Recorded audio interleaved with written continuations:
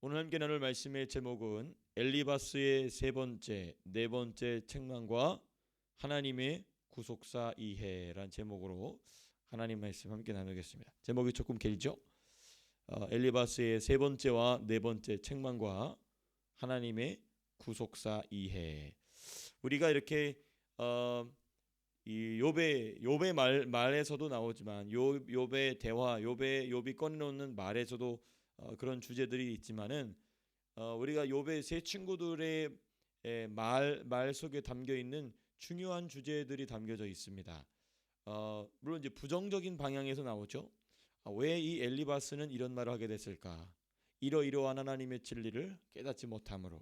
오늘 같은 경우는 하나님의 구속사 이해가 없기 때문에 이런 책망을 욥에게 꺼내놓고 있다라는 것을 제가 말씀을 통해서 발견해서 여러분들과 함께 좀 나누고자 합니다. 오늘 본문을 크게 두 부분으로 나눠서 우리가 함께 좀 생각해 보고자 합니다. 먼저는 1절에서부터 7절까지가 엘리바스의 세 번째 책망이고요. 그 다음에 8절에서부터 16절까지 오늘 본문 마지막 절까지가 엘리바스의 네 번째 책망이 나와 있습니다.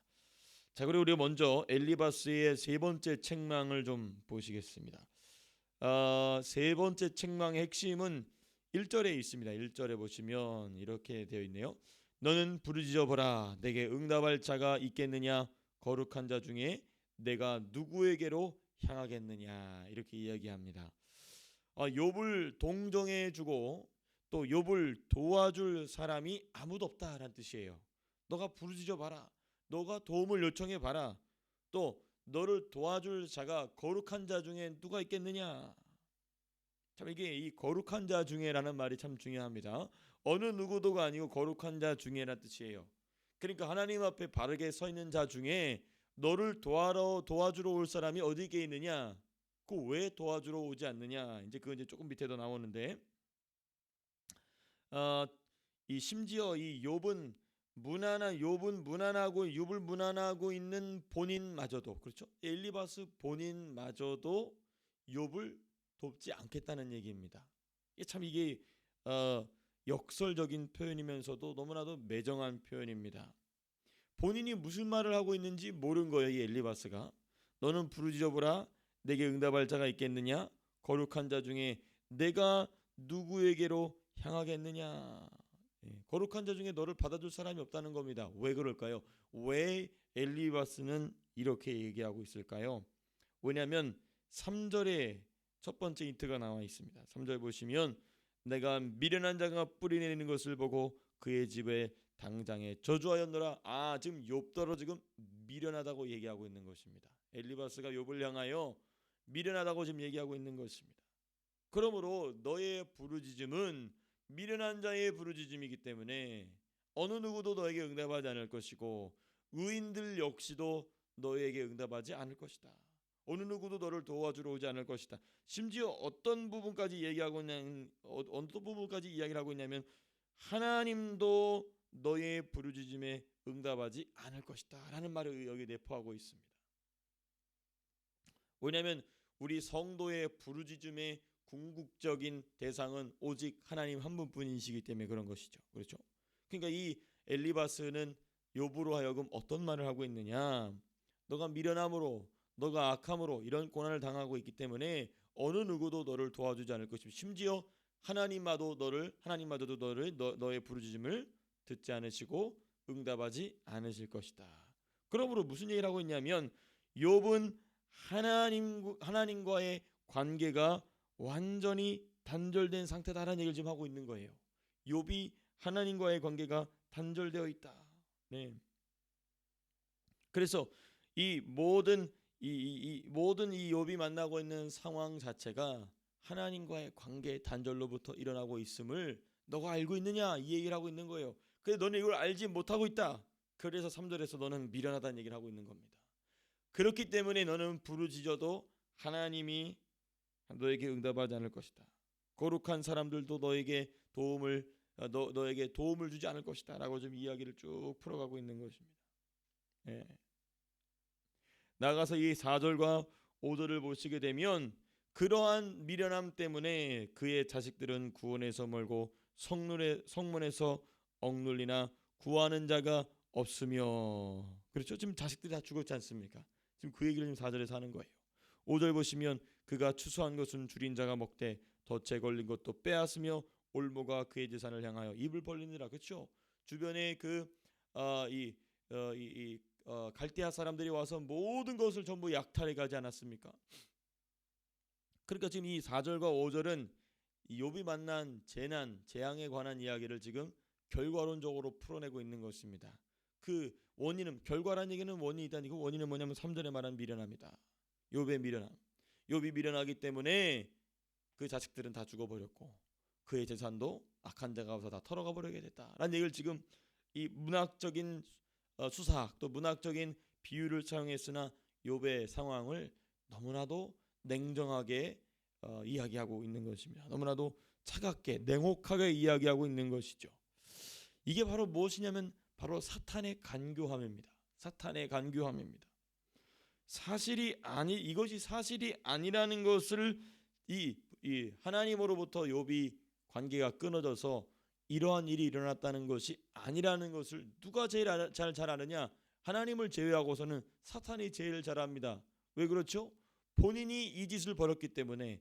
욥이 하나님과의 관계가 틀어져서 이렇게 되는 것이 아니라 사탄이 본인이 누구를 미워함으로 욥을 시기, 질투, 미워함으로 일으킨 일이거든요. 그렇기 때문에 하나님과의 관계가 단절돼서 일어난 일이 아닙니다. 그런데 사탄은 누구의 입을 빌려서, 누구의 입을 통하여? 엘리바스의 입을 통하여서 또다시 거짓말로서, 또다시 그 냉혹하고 차갑고 냉정한 말로서 누구의 생각과 마음을 무너뜨리고 있냐면 욥의 생각과 마음을 무너뜨리고 있는 것입니다. 욥의 생각과 마음을 가장 괴롭게 할 만한 말을 엘리바스 속에서 계속 만들어내고 있는 것입니다. 그러니까 참 우리가 예수 믿는 우리가, 성도된 우리가 성령이 주시는 말이 우리의 생각과 마음속에 항상 차 있게 되시기를 주님의 이름으로 축복합니다. 저부터, 목사인 저부터 우리의 생각과 마음이 사탄이 만들어내는 말이 아니라 성령이 만들어내시는 말이 우리의 생각과 마음 속에 항상 차 있는 게 너무나 중요합니다. 이 엘리바스 보십시오. 그래도 욥의 친구가 될 정도로, 그래도 그 지역에서는 신앙이 괜찮다 하는 정도의 사람이었지만 지금 누가 만들어내는 말을 계속 하고 있습니까?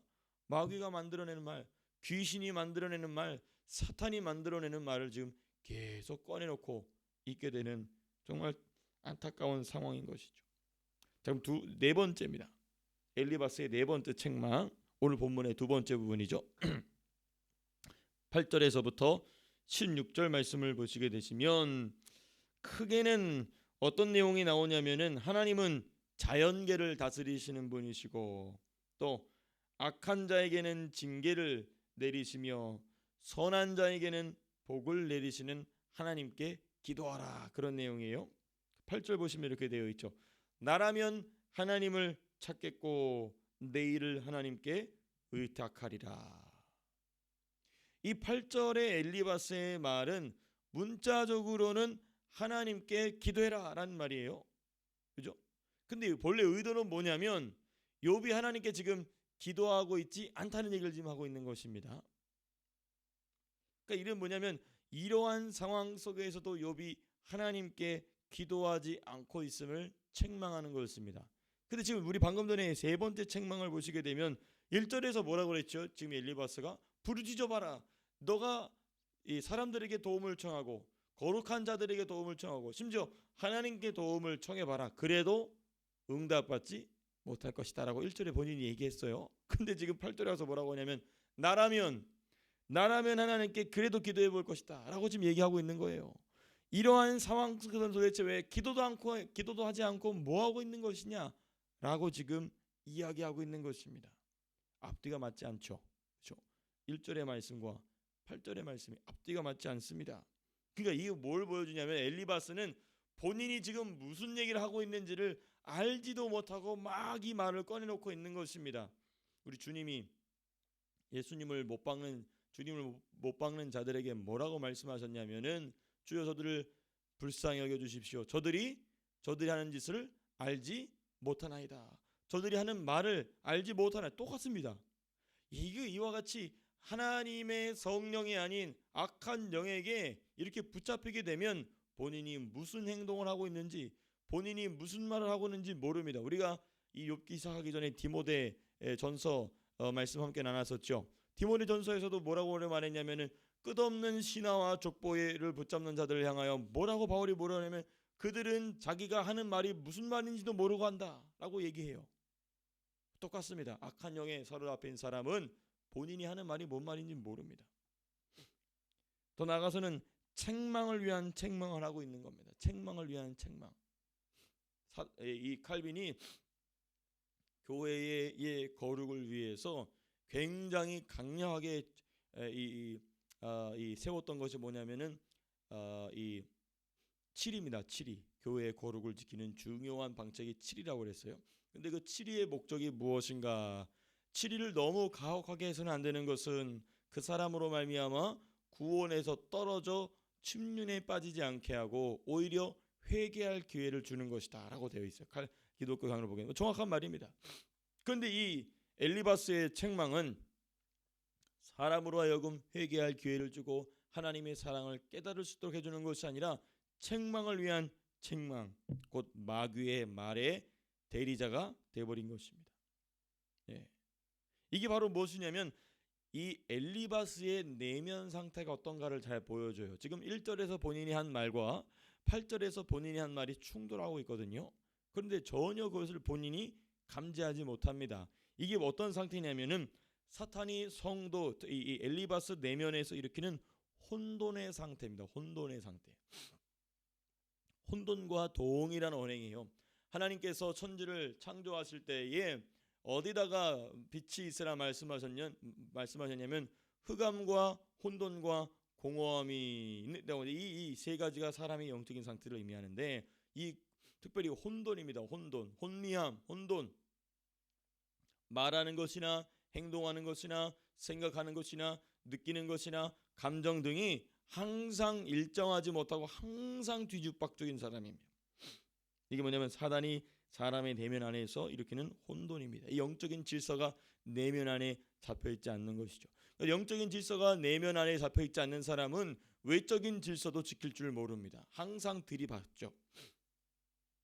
이거 바로 이제 염소와 같은, 이 성경에서 말하는 염소와 같은 상태인데, 자, 이 부분 우리가 나중에 더 자세하게 살펴보도록 하고요.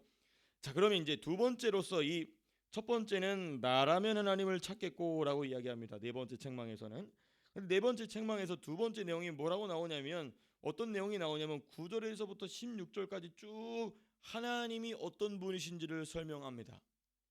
그러니까 8절에서는 나라면 하나님께 기도할 것이다 라고 얘기해 놓고, 그러면 그 기도에 대한 얘기가 나와야 되는 게 보통 논리적인 순서입니다. 그렇죠? 기도는 뭐다라고 기도가 어쩌고저쩌고 나와야 되는데 갑자기 9절부터 하나님이 어떤 분이신지를 쭉 읊습니다. 왜 그럴까? 어떤 내용인지 우리가 먼저 좀 살펴봐야 됩니다. 9절에서 16절까지 내용은 표면적으로는 이런 내용이에요. 하나님이 자연의 법칙을 직접 다스리신다. 9절에 나와 있죠. 9절 10절에 나와 있습니다. 하나님은 헤아릴 수 없이 큰 일 행하시며 기이한 일을 셀 수 없이 행하시나니 비를 땅에 내리시고 물을 밭에 보내시며. 그러니까 하나님은 이 모든 자연계의 활동을 기이한 방법으로 하나님께서는 다스리시는 분이시다. 갑자기 이야기를 합니다. 또 11절에서부터는 11절에서부터 16절까지는 하나님은 모든 인간의 개인사를 직접 돌보고 계시는 분이심을 기록하고 있어요. 그런 내용을 담고 있습니다. 보시면 11절에 보니까 낮은 자를 높이 드시고 애곡하는 자를 일으키사 구원에 이르게 하시느니라. 또 12절 보시면 하나님은 교활한 자의 계교를 꺾으시고 그들이 손이 성공하지 못하게 하시며 쭉 뭐 이렇게 나옵니다. 그렇죠? 또 15절 가난한 자를 강한 자의 칼과 그 입에서 또한 그들의 손에서 구출하여 주시나니. 16절 그러므로 가난한 자가 이방이 있고 악행이 스스로 입을 다무느니라. 하나님께서 모든 인간 개개인 한 명 한 명의 개인사를 직접 다스리시고 통치하신다라는 얘기를 지금 합니다. 이게 지금 9절에서부터 16절까지 표면적으로 우리가 문자적으로 볼 수 있는 내용이에요. 자, 우리는 기억해야 될 게 뭐냐면 이 말씀이 뭐에 이어져 있냐면 8절에서 이어지고 있는 내용이죠. 8절의 내용은 뭐냐면 나라면 하나님을 찾겠다. 근데 너는 지금 하나님을 찾고 있지 않다라고 얘기해놓고 하나님은 어떤 분이시다 쭉 이야기를 하고 있는 것입니다. 왜 그럴까? 엘리바스의 의도입니다. 자, 우리가 먼저는 9절에서 16절까지 표면적인 이 문자의적 의미를 살펴봤어요. 그럼 이 문자적 의미에 담겨있는 이 엘리바스의 의도는 무엇인가? 엘리바스가 하나님을 설명한 것은 기도하라고 나 같으면 기도할 것이다. 근데 넌 지금 기도하고 있지 않다. 너는 왜 기도하고 있지 않느냐? 왜냐하면 너는 나만큼 하나님을 모르고 있다는 얘기입니다. 그러니까 지금 이 욥이 기도에 대한 기도하라고 얘기해 놓고 하나님은 어떤 분이십니다라고 어떤 분이시다라고 막 장황하게 설명을 해요. 왜 이 설명을 하느냐? 너가 지금 기도하고 있지 않는 것은 하나님을 내가 지금 설명하는 것처럼 알고 있지 못하고 있기 때문에 너가 기도하지 않고 있는 것이다 라고 지금 이야기를 하고 있는 것입니다. 대단하죠. 대단합니다. 본인이 지금 누구에게 사로잡혀서 이야기하고 있는 줄 모르고 본인은 여호와의 신에게 사로잡혀 얘기한다고 착각하고 있겠죠. 왜? 누구에 대한 이야기를 하고 있으니까? 하나님에 대한 이야기를 하고 있으니까. 근데 우리가 42장 말씀, 우리가 42장을 항상 살펴보시기 바랍니다. 매일 한 번씩. 뭐라고 말씀하셨냐면 나에 대한 너희의 말은 모두 다 잘못됐다. 하나님 말씀하세요. 지금 이 엘리바스가 하고 있는 이 말도 전혀 잘못된 말을 하고 있다는 거예요. 표면적으로는 맞는 말이죠. 하나님은 자연계를 다스리시고 인간의 모든 개인사를 다스리시는 분이시지만 그 말을 네가 성령으로 하고 있느냐? 아니라는 것입니다. 그러니까 지금 엘리바스가 이렇게 욥이 기도하지 않는 이유를 하나님을 나처럼 알고 있지 뭐. 그래서 8절이 뭐라고 시작합니까? 나라면 하나님을 찾겠다. 왜? 여기서 말하는 나라면이라고 말하고 있는 이 엘리바스는 나는 이렇게 하나님을 알고 있기 때문에 이런 고난 속에서도 나는 기도한다. 근데 너는 왜 기도를 하고 있지 않느냐라고 얘기하는 것입니다. 욥이 기도를 하고 있지 않은 것이 아닙니다. 욥은 더 깊은 기도 안으로 들어가서 하나님과 교제를 나누고 있는 중입니다. 고난 중에 있지만 비록 억울한 부분이 있지만 내가 도저히 이해하지 못하는 부분이 있지만 엘리바스는 짐작할 수 없는 깊이로 기도 가운데 지금 들어가 있는 게 지금 욥과 하나님과의 관계죠.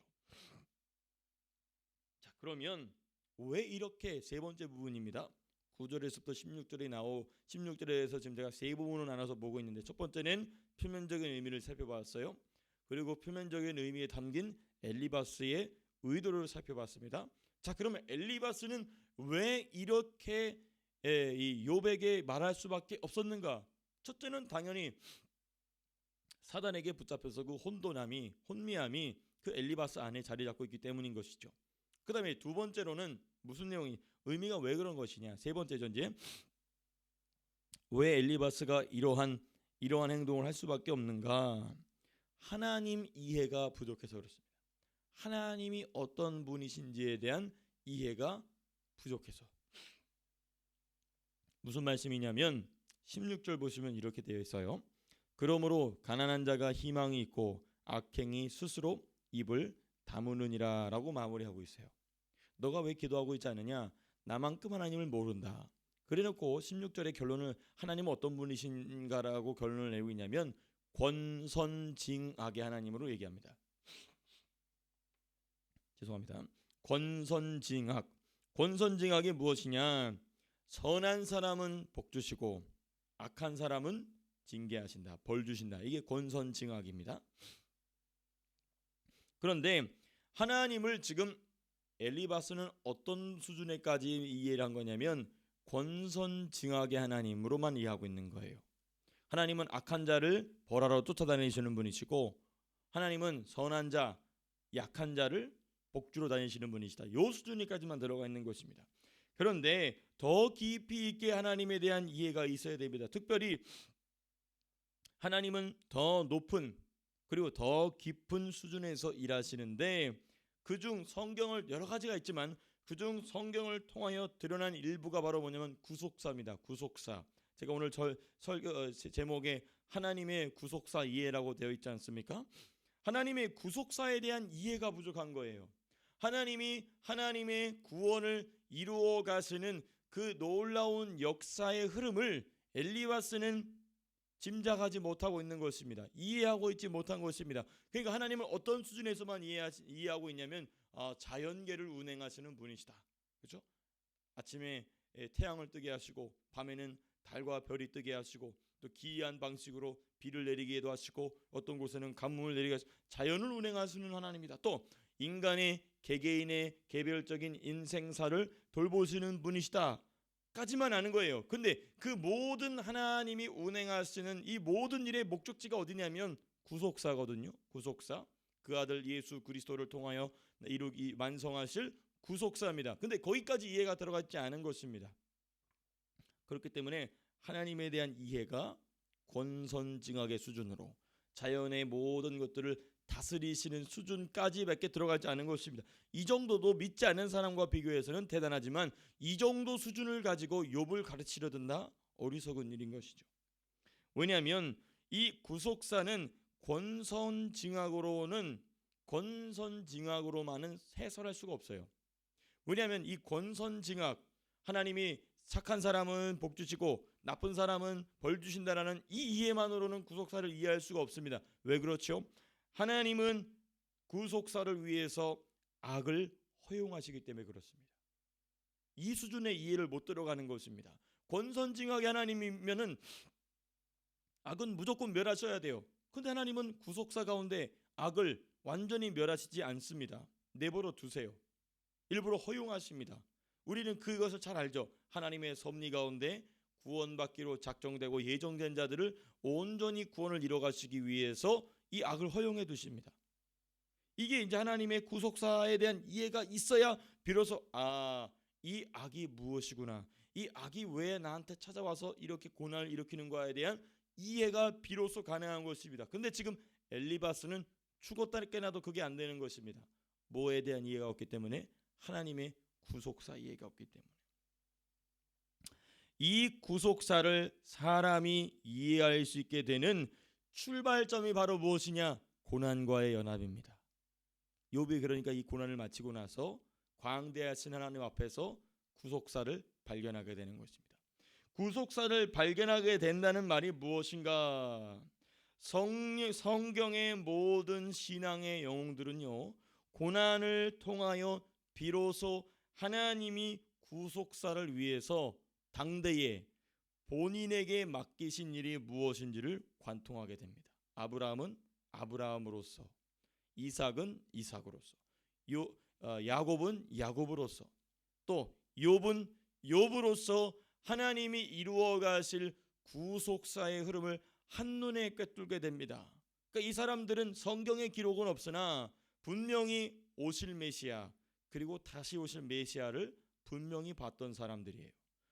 모세만 봐도 그렇죠. 그 바위 틈에서 우리 하나님의 뒷모습을 보죠. 그리고 히브리서가 분명히 얘기합니다. 믿음의 선진들이 뭘 바랐냐면 장차 올 한 성을 바랐다고 그랬어요. 여기서 우리가 잘 아시다시피 장차 올 성은 무엇입니까? 초림의 예수가 아니고 재림의 예수가 가지고 내려오실 거룩한 성입니다. 거룩한 성, 계시록에 나와 있는 거룩한 성을 보고 자기의 본향으로 돌아갈 수 있었으나 그것으로 돌아가지 아니하고 하나님이 예비한 한 성을 향하여 달려갔다고 얘기가 나옵니다. 그러고선 쭉 믿음의 계보가 쭉 나오게 되죠. 이건 뭐냐면 이 성도의 이 신앙의 영웅들은 구속사를 깨달았기 때문에, 그리고 그 구속사 안에서 구원을 이루어 가시는 하나님의 역사 안에서 자기의 위치가 어딘지를 발견했던 것입니다. 그런데 그것을 무엇으로 발견하느냐? 고난과의 연합을 통하여. 그러니까 이 구약 성도들은 예수 그리스도께서 아직 오시지도 않았음에도 불구하고 메시아가 당할 고난을 성령으로 연합함으로 무엇을 발견하냐면 초림하실 메시아 그리고 재림하실 메시아의 놀라운 구속사를 이루어가는 중심적인 기둥들로 세워졌던 것이죠. 그러니까 이것이 바로 이 욥기서에서 우리가 보고 있는 고난의 중요한 교훈이 무엇인가? 오늘 이 엘리바스의 어리석은 말을 통하여서 우리는 아주 중요한 교훈을 한 가지 발견하게 되는 것입니다. 그러므로 바울은 끝없이 본인이 목회하고 있는, 본인이 개척했던 교회의 성도들을 향하여 무엇을 권면하느냐? 고난과 연합할 것을 권면합니다. 본인이 비로소 몸소 고난과 연합하는 모습을 보여줌으로써 성도들로 하여금 각 지역에 세워진 교회들로 하여금 그리스도의 고난에 참여하게 하죠. 왜 그렇죠? 고난을 이겨내야만이 복을 받기 때문에 맞습니다. 중요한 주제죠. 그런데 더 중요한 건 뭐냐면 그 고난의 연합함으로 무엇을 깨닫게 되기 때문에 예수 그리스도를 중심으로 하고 있는 구속사를 깨닫게 되고 그 구속사에서 우리 성도 각 개인이 사도 바울 자신이 그리고 각 지역 교회가 감당해야 될 사역이 무엇인지를 비로소 발견하게 된다는 것입니다. 그래서 우리가 바로 이 고난 속에 숨은 축복이 바로 이런 진리의 깊은 하나님의 말씀인 줄로 믿습니다. 그래서 오늘 한 날 동안 이 말씀이 내가 몸소 기꺼이 하나님이 주시는 고난에 참여할 수 있는 방법이 무엇인가? 그래서 성령이 주시는 감동을 따라 순종하실 때에 예수 그리스도의 구속사를 전진시키는 일에 쓰임받는 믿음의 영웅들로, 믿음의 장군들로, 장수들로 주님 앞에 세워지시게 되시기를 주님의 이름으로 축복합니다. 자, 기도하고 마치겠습니다.